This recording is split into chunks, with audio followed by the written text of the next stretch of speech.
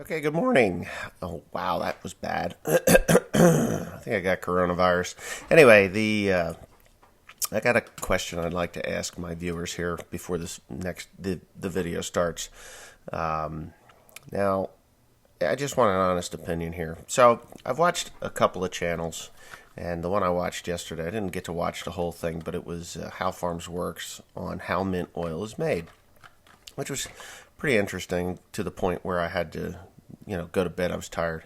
But I'm going to finish watching the video.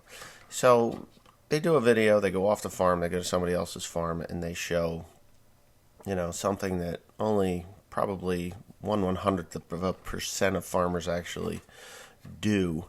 I don't know how many mint farmers there are in the world or whatever, and it was kind of interesting to see that this mint farm was using a mower that was like 30 years old. I mean, and that's fine. Nothing wrong with that, as long as it does the job and stuff. But it was a different crop that really, was just, I enjoyed what I saw. But, and then I saw another one, and I won't mention his name because people think I whine and cry and I'm jealous, which I am not. I'm not whining, I'm not crying, and I'm certainly not jealous. But what I'd like to know is, why is it that when other farming channels go off the farm and they do something that isn't consistent with what their channel does, and they get phenomenal views, like how mint oil is made, cutting mint, John Deere 3430 swather is what How Farms Works title was, and they got 40,000 views on that video, which is great. The other guy, way more. Well, the other guys, the other farmers, way more views on those. And I go to another country, and I show different crops and what they are and how interesting it is to me that they're growing these things and they're doing very well with them from what I could see. And I get nothing. It's like crickets. It's weird. And my question, I guess, is it that boring what I do? Was it that boring to see that stuff? Because I was excited. I thought it was awesome. But anyways, yeah, so leave your comments in the description there below, or leave your comments in the comment section below as to what you think of that video. I mean, I thought it was great. The corn was phenomenal. The rice was beautiful. The eggplant was grown along the edge. They utilized every inch of their ground. Yes, I was in the car. I didn't get out into the field. I can't do that. It's kind of... Does that damn... Did you hear that? No. I can. I got my hearing aids in. Alright, so good evening. It's not morning. It's actually the end of the day. Didn't really film anything today. I just wanted to cap off of what I've been doing and what happened yesterday and what I had to do yesterday. Yesterday was Friday, and I got a phone call at about noon, 12:30. And it was Ward Trucking. Okay, so Ward Trucking calls me up and they're like, "Hey, Mr. Pandy, are you going to be home Monday? We've got a delivery for you." I'm like, "Well, what are you delivering me?" And they're like, "Oh, well, we're delivering you Krone parts. It's a big box, Krone." I was like, "What in the bloody hell? Why do you have my parts? Normally I get it from FedEx or UPS. Now UPS generally is spot on." So they're like, "Well, this is 237 pounds. So it's like, 230, what the hell did I buy for that? I know what I bought, but there's no way in God's creation that this was 237 pounds. So I'm going to show you what was in the box, and I'm going to show you the box. If you've seen my Instagram post, you've seen the size of the box. Teresa was in the box, and it was pretty good photo there of her holding a coffee cup because she doesn't want anybody to see her beautiful face. But anyways, with that being said, here you go. I'm going to stop talking, and right here, these parts here. Okay. So you see the size of my hand. These are stacked up. They are pretty heavy, but they're not 237 pounds. All right, so that was in the box, and the other things that were in the box were rollers and hardware for the needles, 6 knives for the wiper arm, and these slot cutters for inside the bale chamber. Now, I will have to chop those out with a torch and weld these new ones back in there, and That's it. So these pieces, now these are about a pound a piece maybe. So that was in the box. These were in the box. And then this here was in the box. Now these are the rails. These are the rails for the rollers to ride on. Now these rollers I replaced these rollers last spring, so they're fine. But I wanted new rails because up where the plunger stops, both in the back and at the back and at the back and at the front, it creates a divot and then it goes bunk bunk like that, makes a noise. So these rails were shot. These here are probably 30 pounds, 25 or 30 pounds. This is the box. Okay, so this is the box. I'm going to get in the box. For those parts to be in this box, it was amazing. Here, I mean, my knees hurt because I'm old. But here I am sitting in the box. So I'm 6 feet tall. Now, my legs are fully extended here. My ass is, I actually have about, my ass is against the back of the wall. Against the back of the wall of the box. And my feet are there. Now, why did we need a box this size? Guys at Messick's, tell me, what the hell did we need a box this size? Now, if you put all the parts that I had ordered back in January, yes, these parts were ordered in January, in that box, I'd agree to it. It would have been all right. I'd been like, oh, wow, cool. But no. Even then, it's still too big. So that's it.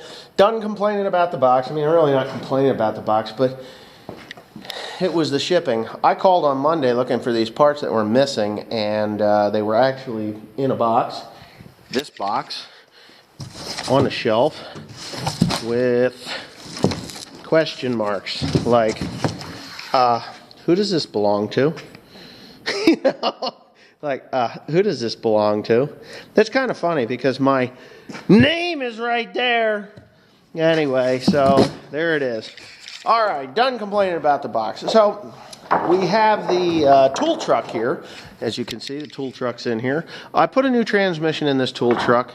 Some people said that I was a fool for doing it because, it's a rusted out truck. It's in, terrible shape. It's only got 80,000 miles on it. I will be sending it to have that air conditioner fixed because you gotta have air conditioning in these things. The seat is terrible. I think there's a company that sells new seat covers for these things and cushions, so I'm gonna have to do that. But yeah, so the tool truck is not in any bad shape or anything other than those few things. What I brought the tool truck in for was for this lighting issue that I had while I was down in North Carolina. So when you're working on tailgate, you can now see because I had this LED light bar, and not only is that LED light bar, I actually have a floodlight there. This here, there's floodlights on both sides of that one, and there's a floodlight there. And then again, when you're in the real dark, and then you can turn all of these lights on and be just completely blinded by these lights, the fronts, these here.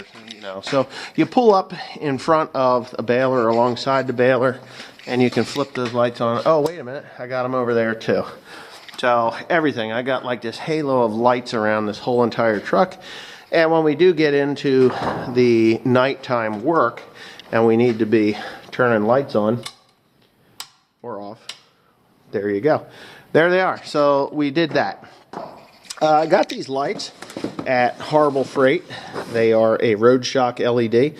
3,800 lumens for these, which isn't terribly bright.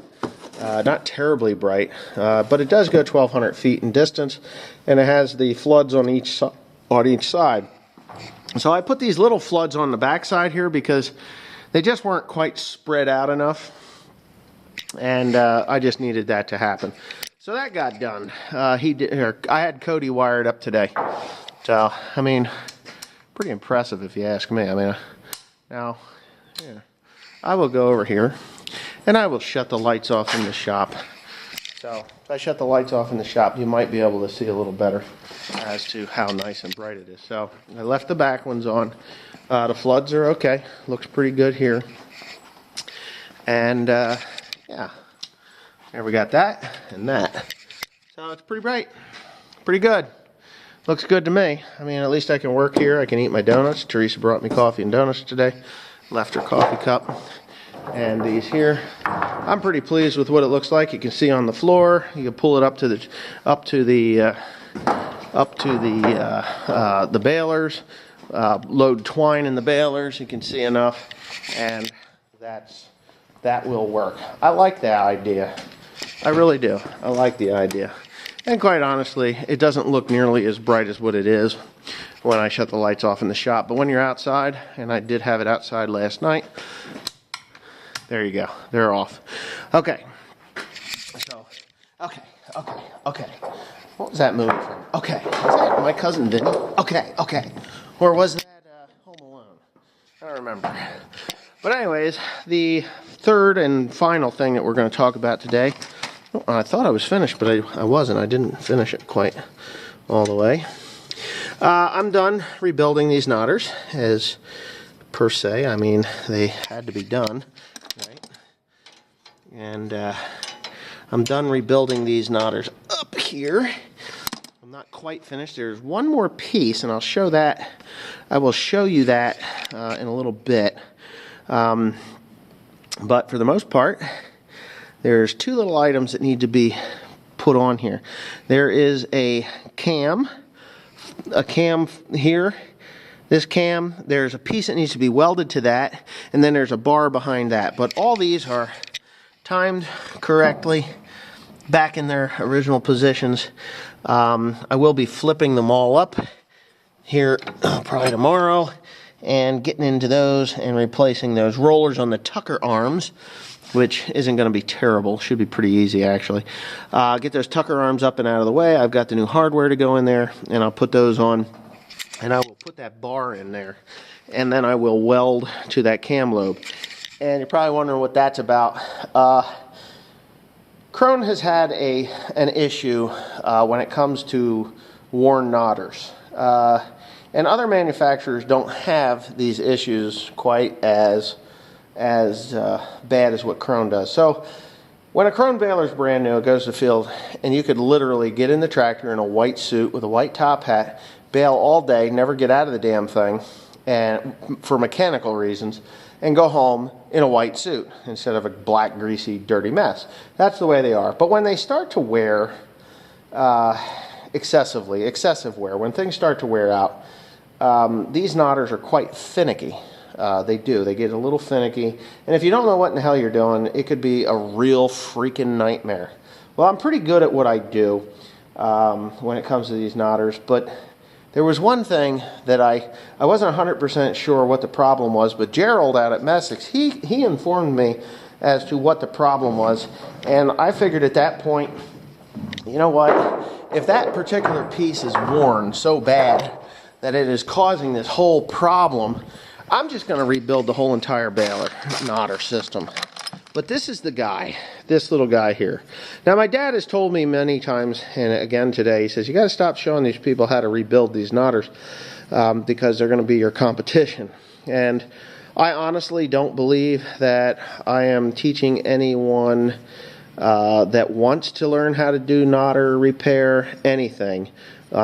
Because these things are complicated things. They're not as complicated as you think, but they're complicated. And they're scary because you have shims and everything has to be timed, and there's new shims and new pieces. I mean, all this stuff here is for, what is this guy? Oh, that's not needles. Yeah, so these are the parts that I had my workbench here and I worked. This is the problem for that. So, Krone doesn't like the fact that when their knotters start to fail, you have to do major work to them. So what they have done is they have devised a little more twine to it and causes the knotters to work properly longer without being rebuilt. So that's what it is. And I hope you understand what I've said here, and I hope that it's been helpful to anybody that actually has a Krone. and is having those knotter issues from minor worn parts, to actually go ahead and buy this thing or just rebuild it. I know I've given detail. These are all the little baggies from the parts that I had ordered, and there's the box of ordered parts that I took out of them. There's thousands of dollars in there. It's crazy. It's crazy how much money's in that bucket. But yeah, so I'm rebuilt. Both balers will have that system put on them, and we should be able to go into the straw job. I'm going to test them out. I've got a farm that has there's only about 12 acres of material left on it, and I'm going to go and mow it, and I'm going to bale it, and I'm going to test these balers out before I go ahead and go to the straw job. So, and another thing, this is a bill hook tongue. It has some minor flat spots on it. That was the only one that I had to change up there on that whole knotter system. And this is $90. Little bastard's $90. So, but anyway, you can see the wear in it on the sides. Just getting worn. There's the flat spot right there. Anyway, I hope this video was helpful. Thanks for watching. Please comment, rate, and subscribe for more. Please hit the thumbs up button, because YouTube is pushing my channel so far back in the algorithms that they're not even promoting my channel anymore. They're not promoting my channel anymore, and they're trying to kill me. And it's okay. I mean, I'm alright. I will continue to make videos for the people that are already subscribed. But yeah. If you haven't subscribed, hit the subscribe button and hit the thumbs up. It'd be a big help. Thank you.